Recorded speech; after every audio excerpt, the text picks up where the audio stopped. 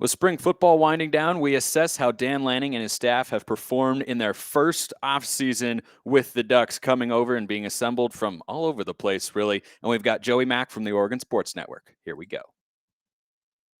You are Locked On Ducks, your daily podcast on the Oregon Ducks, part of the Locked On Podcast Network, your team every day.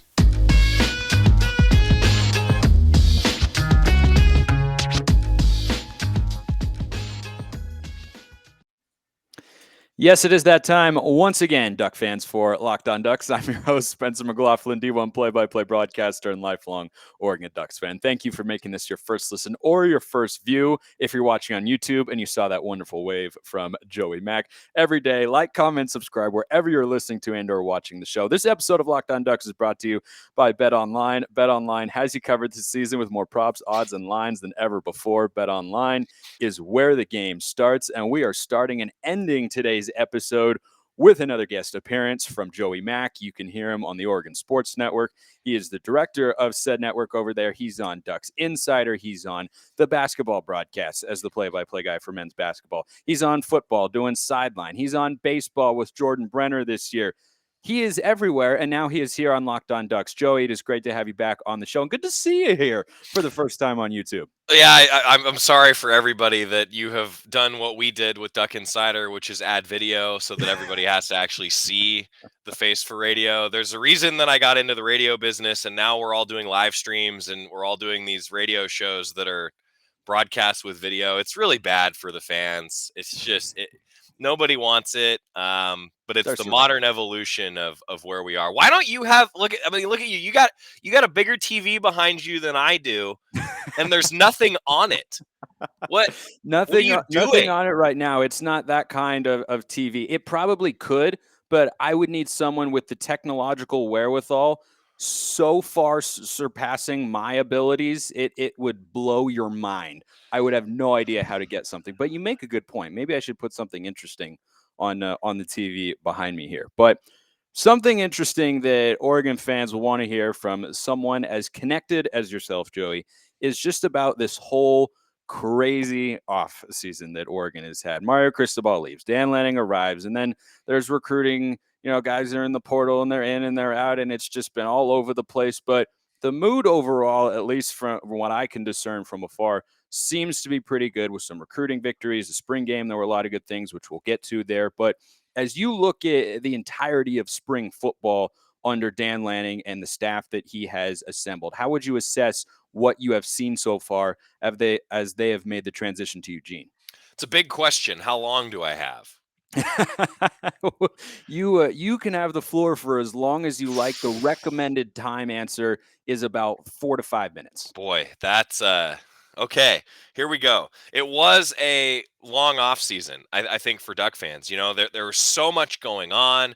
There was so much change. And, you mentioned all the reports. I see all the same reports that everybody else does, right? Like sometimes I'm just along for the ride in these things. And let's go back to when Dan Lanning took the job. I think there was a lot of excitement because if you looked at those lists that everybody puts together and reads at the beginning of every football season saying, hey, who are the top head coach candidates? And it's usually guys that have been finalists for or winners of the Broyles Award previously for the best assistant coach. Well, Dan Lanning was at like the top of all of those lists. You go back to the beginning of the season. I don't think it's a surprise then that Oregon hires a guy like Dan Lanning. He's coached the top defense in the country in 2 of the last 3 years as a defensive coordinator.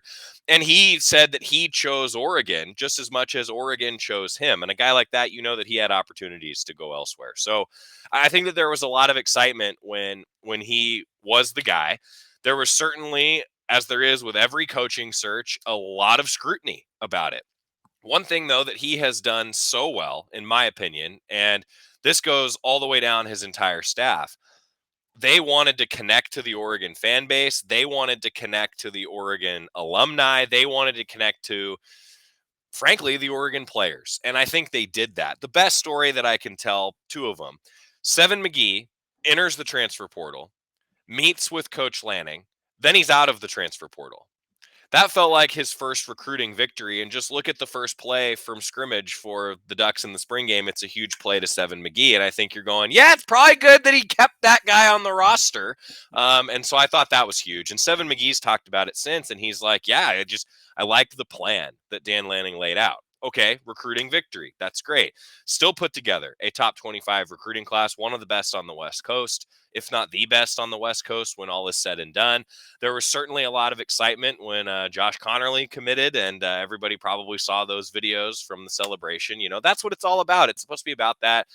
And then I go forward to the spring game. And the spring game was truly a fan celebration as much as it was an evaluation day. Yes, it's the third scrimmage of the spring slate.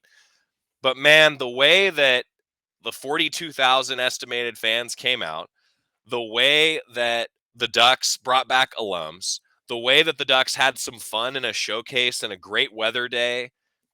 I mean, everything went about as well as it could go. And truthfully, I mean this very sincerely. The support staff for Coach Lanning, they aimed for the stars with this thing. I mean, this was like they wanted to do a concert. They did that. Common Kings was here. They wanted to have every single alumni back that could possibly be here. Well, I talked with like 20 of them on the sideline, which was awesome, just selfishly for me to be able to walk around and be like, Ifo Ek Preolamu, how you been, man? Like, that's what it's all about, right? The alums had a great time. The fans had a great time. We probably should have opened the parking lots earlier because it was packed. The line was around the corner onto MLK before anybody could even get in. It felt like a game day atmosphere for a spring game. Bo Nix even said post game, he was like, boy, that was something. That was something. So from top to bottom, start to finish, I think that there has been a lot of excitement generated. I think fans are fired up about it. I think that Coach Lanning's done a great job. And I can't speak to the X's and O's as much as somebody like Mike Jorgensen can, right? I mean, Jorgie played quarterback here. There's a reason that he's the analyst and I'm the broadcast schmuck who runs around on the sideline. Truthfully, though, I think there's a lot of excitement. And I think you talk to people. Nick Aliotti did the game for Pac-12 Network, and I think Nick Aliotti liked what he saw. I'll trust those guys. And I think fans are excited, and that's what it's all about. Yeah, I thought the ever-growing list of former Oregon players who ended up coming back to the game was spectacular, and just you jam-packed simultaneously excitement about the future and nostalgia into one day because you showed players like Seven McGee and Dont'e Thornton, and the running backs look good, and there were a number of other playmakers that I've been talking about all week here on the show. But then Haloti Ngata was there, probably the most dominant Oregon defensive player in still probably history. Has the biggest hands I've ever seen of any individual. I mean, they're like it will engulf your entire hand. Yeah, and Haloti was there, and then you had Eric Armstead was there from the last national championship team, and then DeAnthony was there, one of the most electrifying players in team history. It was just so many great elements there, and I was really happy that they had as strong of a crowd as they did, because I think any program with spring games, it can be a little hit or miss sometimes, but I mean, the capacity of Autzen is what, 54,000 or so? Well, and I will say, I mean, Spencer, this is something I know that like we're talking football, but you talk about a community event. That's really what the spring game is, right? Like I think most coaches would tell you that the spring game, yeah, it's an evaluation day, but they don't really want to show a whole lot because it's basically free film study for their opposition, right? Like, yeah. I think we kind of all understand that. Now, the Ducks had some fun with it, certainly, and they probably didn't show anything that other coaching staffs weren't going to be surprised to see. But the fact that it is a community event, the fact that the Ducks staff really leaned into that, it's also a cool thing for Food for Lane County, right? So 33,600 pounds of food. That's awesome. I mean, you talk about a community engagement piece, because there are certainly people, I don't know very many of them, but there are certainly people that don't really like sports that much. None of them are listening to this show probably, but I think though that truthfully, I say this kind of jokingly, but like I'm serious when I say stuff like that, to make it a community experience, I think goes a really long way. And that's something that the Ducks have certainly embraced too. Yeah, I agree, and I think that we're making a big push about that, and it's good to hear that as someone who was there and on campus for all this sort of stuff, that's how it actually went. Because from afar, that's certainly how it appeared.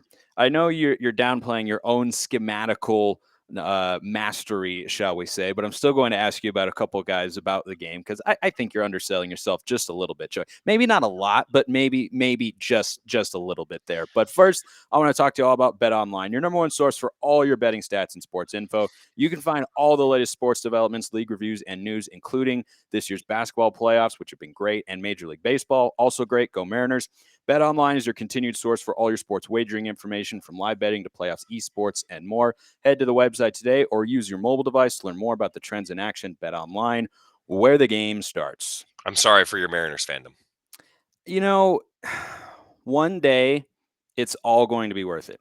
One day I don't know when that day is going to be. I hope it'll be this year, but I've waited my whole life for that one special moment that I've thought about when they get back to the playoffs. I don't know when it'll be. It could be this year, it could be 5 years. Whenever it happens, I'm going to be there, and it is going to be so very, very, very worth it. Speaking of 5, places 10, that 20. it's just one at a time. Just one game at a time. Just put yourself in position. Eventually, hopefully, it'll fall into the chess pieces will go how we hope. Anyhow, getting back to the spring game here with Joey Mack of the Oregon Sports Network here on Locked On Ducks. Spring game had a lot of names going into it that people were looking at, and then coming out of it, there were a lot of highlight plays and big moments and players who stood out. We've talked about him this week. Seven McGee had a number of great plays, and Dont'e Thornton had 2 long touchdowns, and DJ Johnson looked like a completely revamped player for the better on the defensive side of the ball. When you think of the game writ large, what stood out to you the most from an on-field perspective? Well, I think that the offense, to be honest with you, was exactly what Kenny Dillingham kind of wanted it to be, right? I mean, Coach Dillingham came in and said Oregon's about speed, Oregon's about putting guys in space to make plays, and that's exactly what the offense is going to do. Well, I think they did that, I mean, and, it's tough because as a coaching staff, right, you're looking at it and going like, man, well, God, yeah, the offense made a play, but does that mean the defense made a mistake, right? Like Right. you're playing yourself. Like you don't, there's good and bad. There's ebb and flow throughout spring ball, the spring game, fall camp, every scrimmage. I mean, that's just kind of how it goes. I'm so used to watching practice like that's how I watch the spring game too. But truthfully, I felt like after the fact that the coaches were like, yeah, there is a give and take, but the offense did get guys in space. The offense did have guys make plays. I thought on the offensive side, it was exactly what Coach Dillingham wanted it to be. And I think that's great. Certainly we've seen explosive plays and turnovers. Those are the biggest indicators of who's going to win a football game. Like, it truly can be that simple if you look at the analytics of a football game. So the offense generated explosive plays. And then talking about takeaways, that's my takeaway from the defense. The defense generated turnovers. Tosh Lupoy, Oregon defensive coordinator, really emphasizes that. They want to be aggressive. They want to get after it. They did that. And right, it's okay. So then, well, did the offense make a mistake? Well, Coach Dillingham said that the quarterbacks did put the ball in jeopardy a few too many times. Okay, there's your takeaway on the offense for limiting your takeaways and limiting your turnovers. A lot of takeaways in that sentence. But then on the defensive side, it's also okay, but there are guys that are coached to try to force fumbles like they did, to get after the quarterback and sack him 4 times like DJ Johnson did, to have 5 tackles for loss like DJ Johnson did, to make a play on a ball like Jaleel Florence did, showing some ball skills and athleticism. Yeah. All of those things are coached on the defense too. So my takeaway was that Oregon is emphasizing the 2 things that really lead to a victory in a college football game. And that's explosive plays on offense, get guys in space, probably going to make some explosive plays out of it. Ducks did that. And then force turnovers, win the turnover battle. That's what their defense did. And that's what the defense wants to do. So, that's the way to interpret it from the overall Oregon perspective, right? Is I think you saw good things on both sides of the ball, and the coaches, I feel like they showed fans what we've been hearing about and have had them talk about in every interview they've done.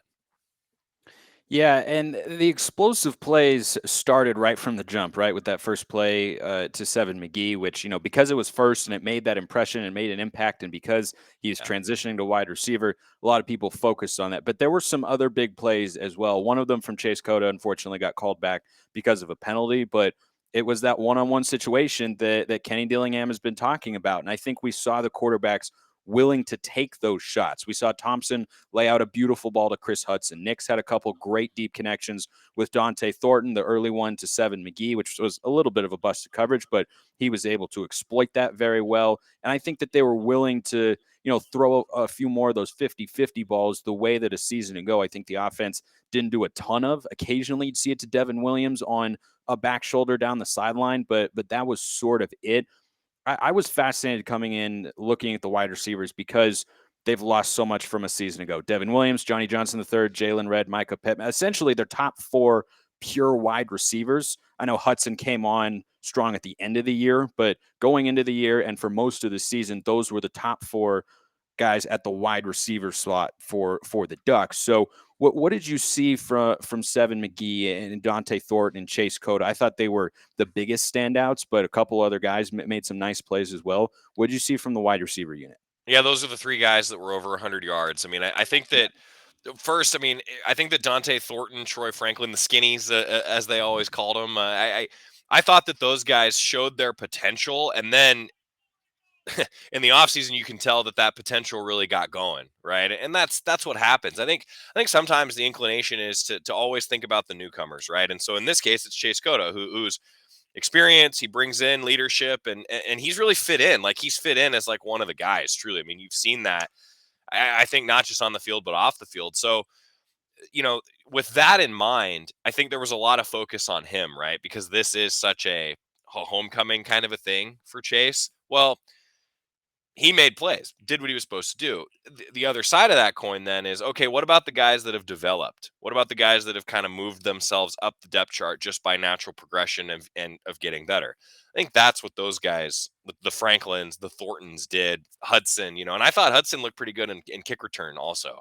I think that's something that maybe I have not done a good enough job talking about, at least on Duck Insider, is about the special teams. Because Will Hutchinson, by the way, excellent punting the football. That was great to Yes. see. Yeah, So, he was sharp.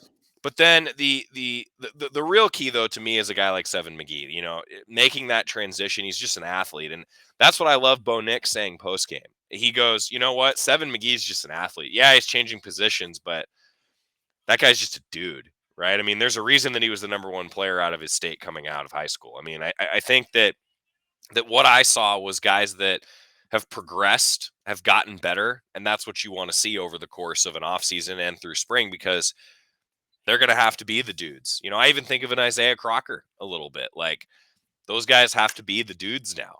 They are the elder statesmen of that room now. Yeah, and the guys throwing them the ball, of which we saw all three, plenty of: Bo Nix, Ty Thompson, Jay Butterfield. There hasn't been an official starter named. When I watched that game, Joey, and I wonder if you saw this as well, it looked to me that, and you'd expect this partially because of his experience, having played 3 years of college football in the SEC as a starter and having won plenty of football games down there as well. It looked like Bo Nix was a step above Ty Thompson and Jay Butterfield. And I don't think he did anything incredible or amazing. I mean, he made some nice throws, the deep balls to Dont'e Thornton. I think those were welcome sights for Duck fans after not having a lot of downfield passing a season ago. What did you see from the quarterback room and, Bo Nix in particular during the spring game?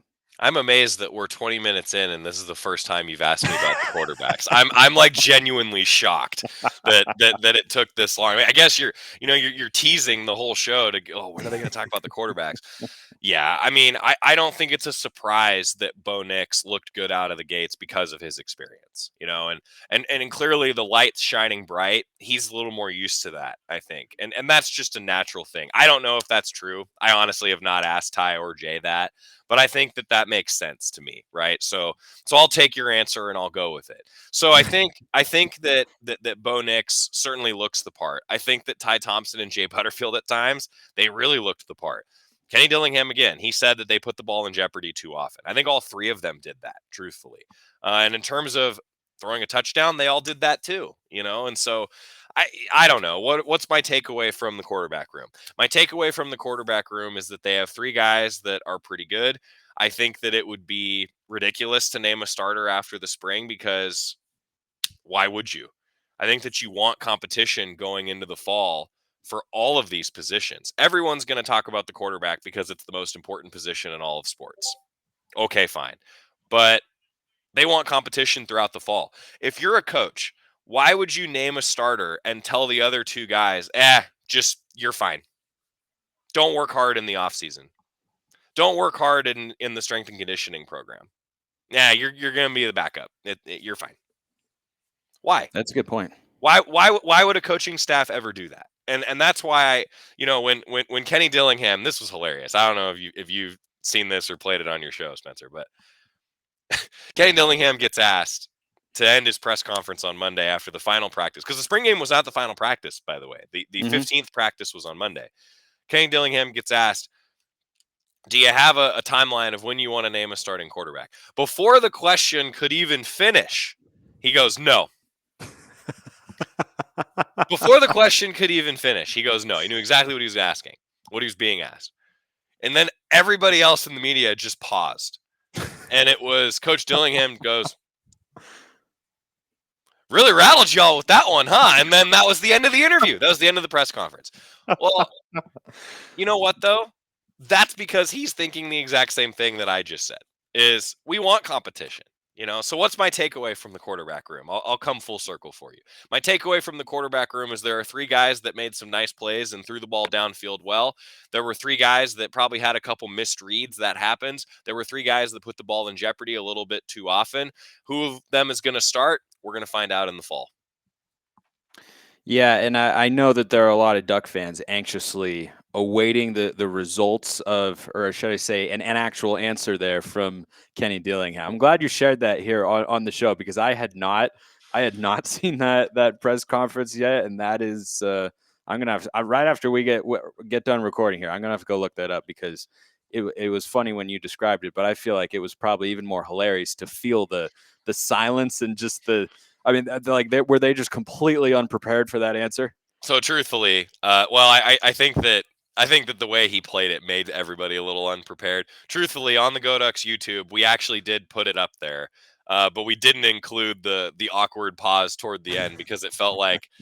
In fact, I'm sitting in here in the studio with Scott, and I think maybe we need to go back and re-upload it. But that was what happened. Is that was how it ended. So what you'll see on the GoDucks YouTube on the interview is him just going, no.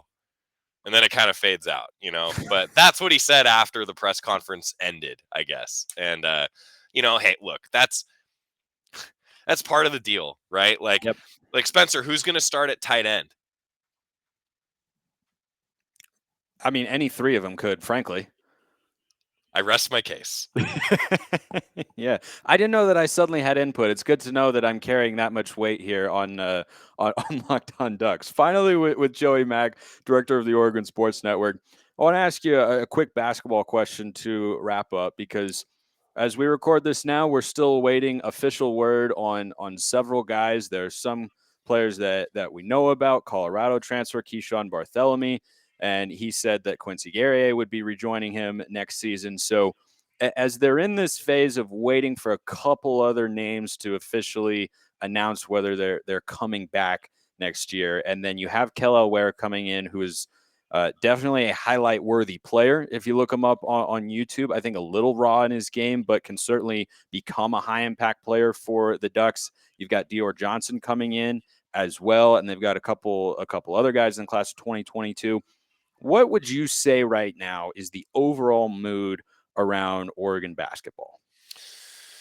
Oh boy, I see all the same reports that everybody else does on the transfer portal, and I can only imagine what it's like being a coach right now and a personnel guy trying to figure out how to map out your roster, because, I mean, wow, there's never been this many athletes in the transfer portal.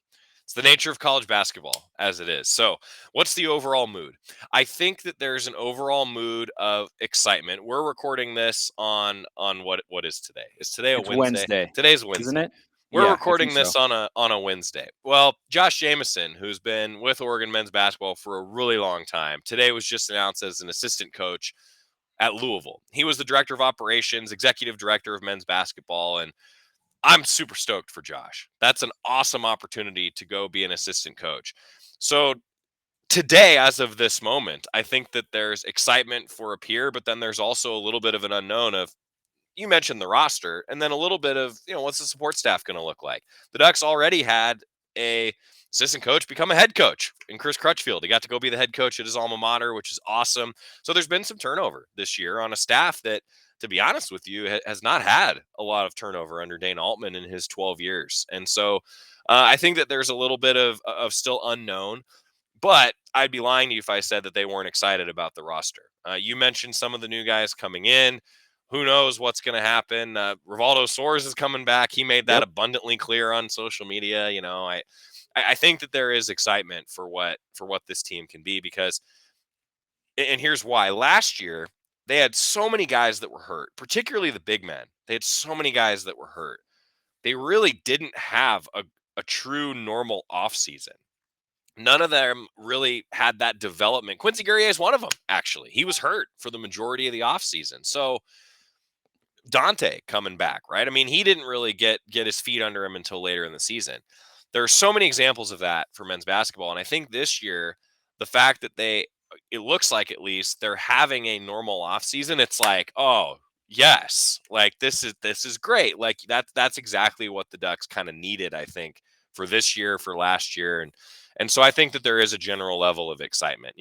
Coach Allman's going to have to change some things. Chuck Martin coming in to replace Chris Crutchfield. Ducks are really excited about that. He brings a lot of coaching experience and recruiting and in his tenure to the table. So I think that there's a genuine feel of optimism with the roster, with the staff. But I'd be lying to you if I said there weren't at least some unknowns too, just still moving forward in the off seasons. The other unknown is, how do the freshmen play? That's always going to be a question. You get guys coming in. How do the freshmen play? And how much?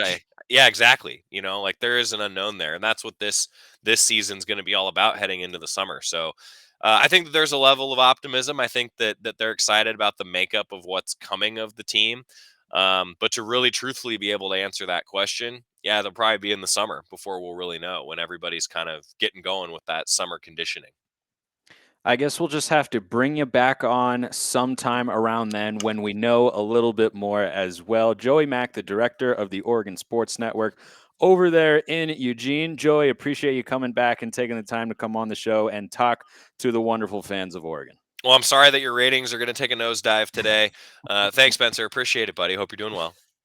Doing absolutely great. I appreciate all of you for listening and or watching the show. Have a wonderful rest of your day, and go